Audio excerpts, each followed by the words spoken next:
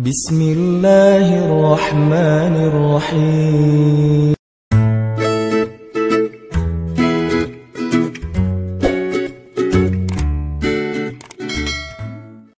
Ada satu sikap sejarah paling keren yang bisa kita tiru kalau kita melihat sebuah fitnah di sosial media. Sikap sejarah yang dicontohkan oleh keluarga Abu Ayyub Al-Ansari. Sahabat Nabi Ansor, orang-orang Ansor yang pertama masuk Islam. Yang rumahnya dipakai untuk membangun Masjid Nabawi, Abu Ayyub Al-Ansari. Ketika terjadi fitnah tentang Aisyah dan Sofwan itu selingkuh, Abu Ayyub pulang ke rumah lalu bertanya kepada istrinya, "Mah," ini bahasa Indonesia, "udah dengar cerita tentang Aisyah?" "Oh ya udah, gak nyangka ya," kata Abu Ayyub. "Hah, maksud kamu?" "Ya kok bisa kayak gitu ya? Mungkin gitu Aisyah sama Sofwan selingkuh. Aku gak habis pikir dan kecewa banget," kata Abu Ayyub. Apa kata istrinya Abu Ayyub? "Wahai Abu Ayyub, gimana pendapat kamu kalau ada yang mengatakan saya selingkuh?" Abu Ayyub kaget. "Astagfirullahaladzim, gak mungkin kamu selingkuh. Kamu istri yang soleha, kamu istri yang menjaga kehormatan, kamu istri yang taat kepada Allah, takut kepada Allah. Dan kamu pasti cinta kan sama saya?" "Ya, mungkin gak saya selingkuh?" "Gak mungkin, gak mungkin." "Ma'azallah, enggak aja." Bahasa kita enggak aja. Ya udah, gimana kalau ada berita yang mengatakan kamu selingkuh? Kata istri Abu Ayyub, "Astagfirullahaladzim, ya gak mungkin lah. Saya gak akan mungkin selingkuh, kan saya sayang banget sama kamu." Kata Abu Ayyub, "Saya takut sama Allah, saya emang gak mau melakukan dosa. Lebih baik saya sendiri daripada saya harus melakukan dosa-dosa yang Allah benci." Kata Abu Ayyub. Kemudian istri Abu Ayyub mengatakan, "Wahai Abu Ayyub, sesungguhnya Aisyah itu lebih solehah daripada saya. Kalau menurut kamu saya aja gak mungkin, apalagi Aisyah. Sesungguhnya Sofwan lebih soleh daripada kamu. Kalau menurut kamu, kamu aja gak mungkin melakukan dosa itu, apalagi Sofwan." Itu persepsi husnuzon paling baik tentang sikap sejarah dalam menyikapi fitnah. Bandingkan orang itu dengan kita. Mungkin gak kita ngelakuin itu? Kalau menurut kita, kita aja gak mungkin, apalagi orang tersebut yang lebih soleh daripada kita. Sekuat apapun fitnahnya. Iltamis li akhika alfa uzrin. Carilah untuk saudaramu 1000 alasan. Gak akan rugi. Justru yang rugi ketika kita gak mau mencari alasan, langsung menyimpulkan dan menjudge, menghakimi. Itu rugi. Kalau benar, maka kita menggibah. Kalau salah, maka kita memfitnah.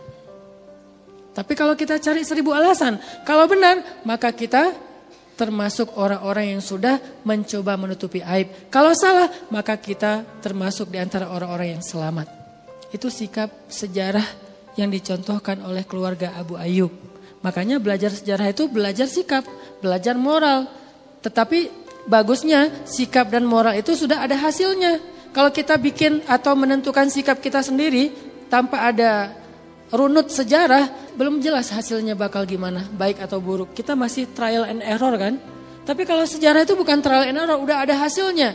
Mereka tuh udah mengalami masa coba, salah, ganti lagi, sampai hasilnya baik. Dan sikap yang sudah ada hasil baik itulah yang kita ambil.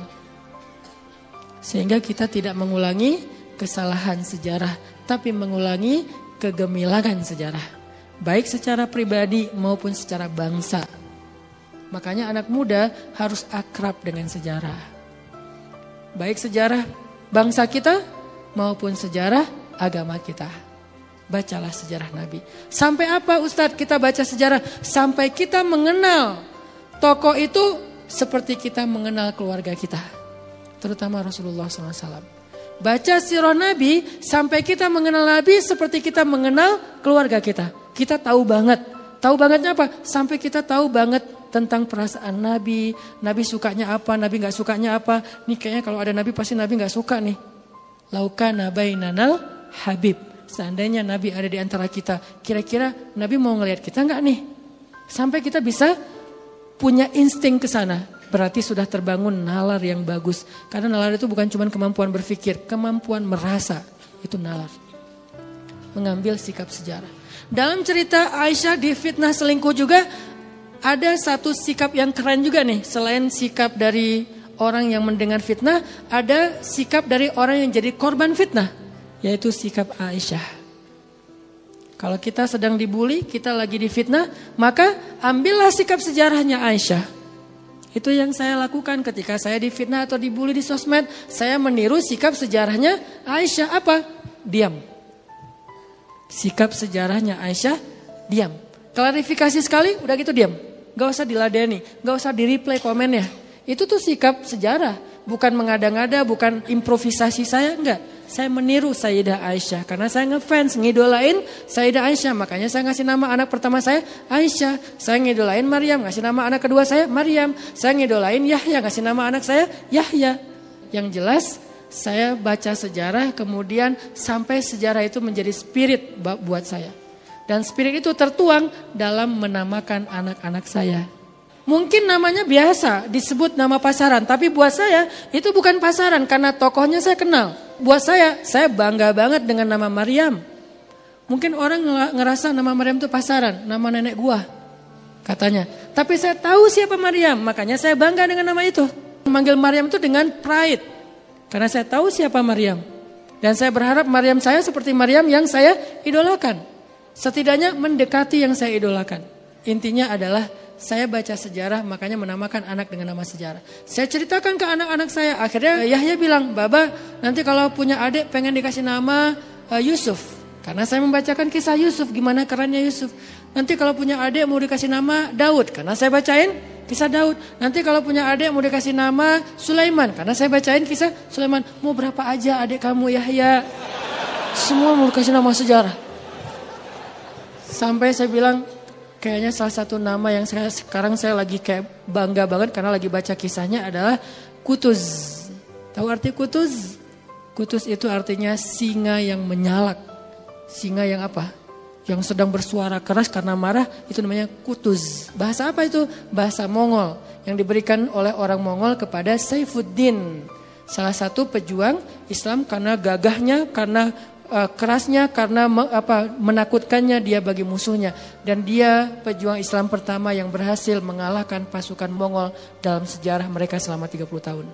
30 tahun gak terkalahkan. Yang pertama bisa ngalahin Mongol, Saifuddin Kutuz. Kalau punya anak laki-laki saya kasih nama Kutuz. Artinya kita baca sejarah supaya kita akhirnya mengekspresikan diri kita dengan sejarah. Apa sikap Sayyidah Aisyah yang saya sebut dengan istilah sikap sejarah. Ini dalam tanda petik ya. Arti sikap sejarah, sikap baik yang kita baca dalam sejarah terhadap sesuatu lalu kita tiru. Itu namanya sikap sejarah.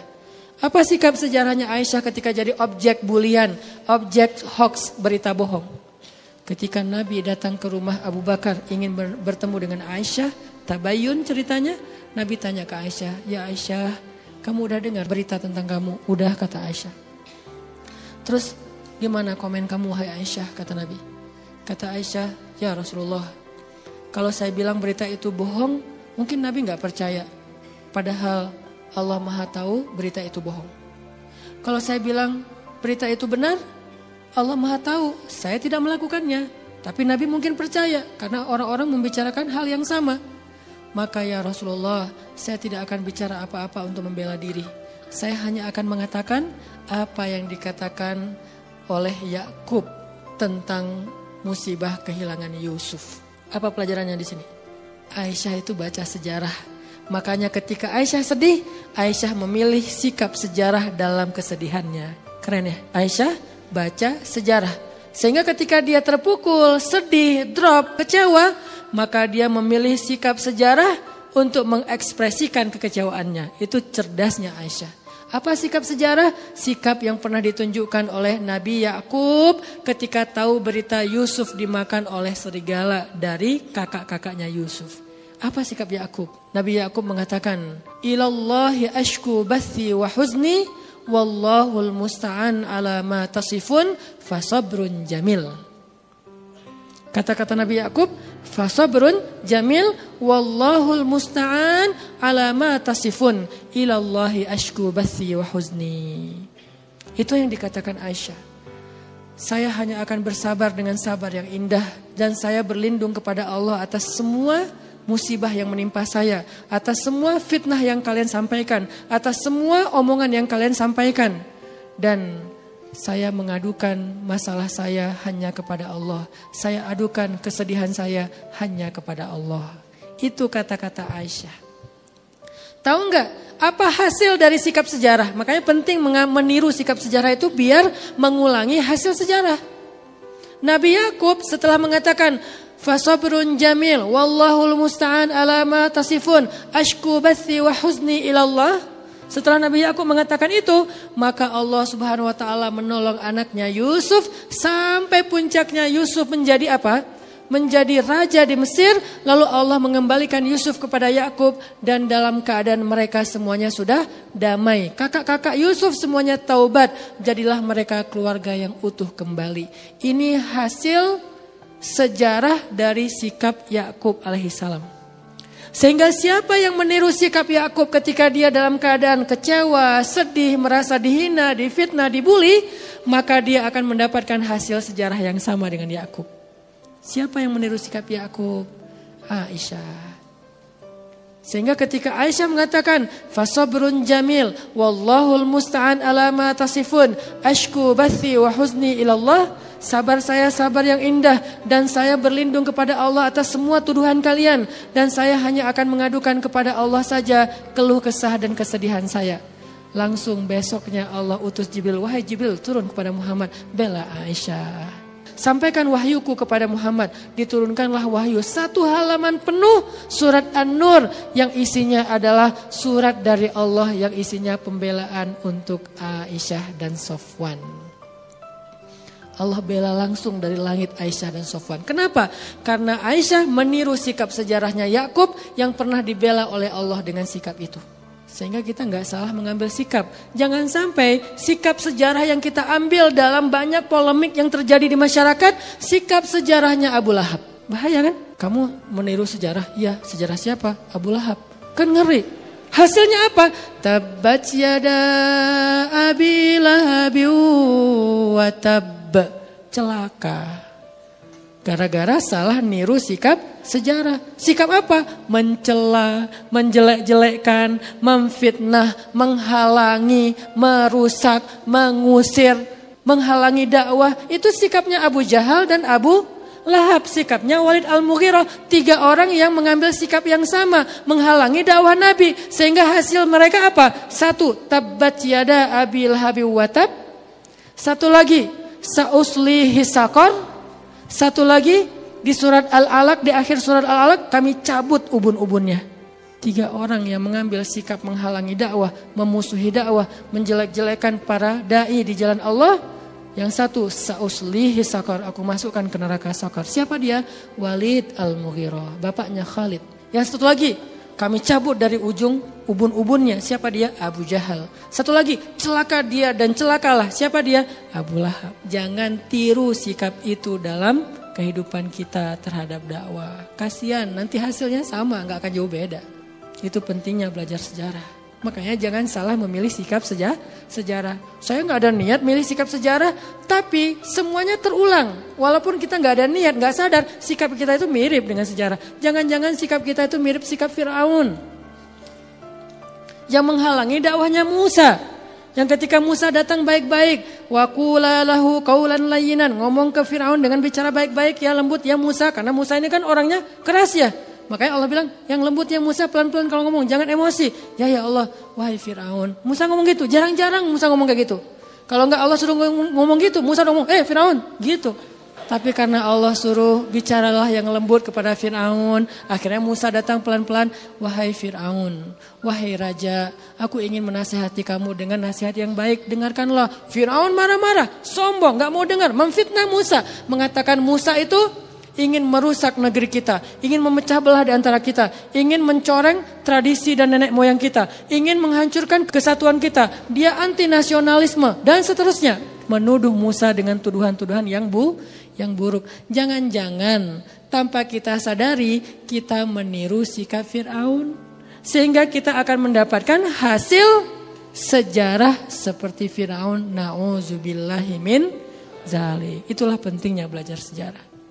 Mudah-mudahan ke depan kita akan membedah kisah-kisah yang lebih terunut lagi dari sirah nabawiyahnya Rasulullah SAW, sehingga tujuannya kita bisa melatih dan mengasah nalar berpikir kita dan menentukan sikap-sikap sejarah kita supaya kita mendapatkan kebaikan yang pernah didapatkan oleh Rasul dan para sahabat. Barakallahu fikum. Allahumma inna nas'aluka ilman nafi'a wa qalban khashi'a wa rizqan wasi'a wa amalan salihan makbula. Allahumma a'inna ala dzikrika wa syukrika wa husna ibadatik.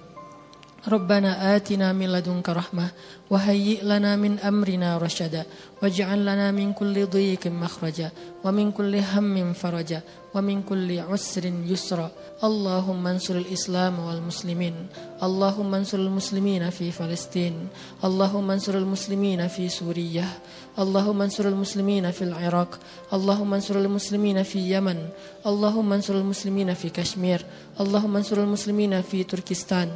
Allahumma ansuril muslimina al-mustad'afin al-mazlumin fi Rohingya. Allahumma a'izzal Islam wal muslimin.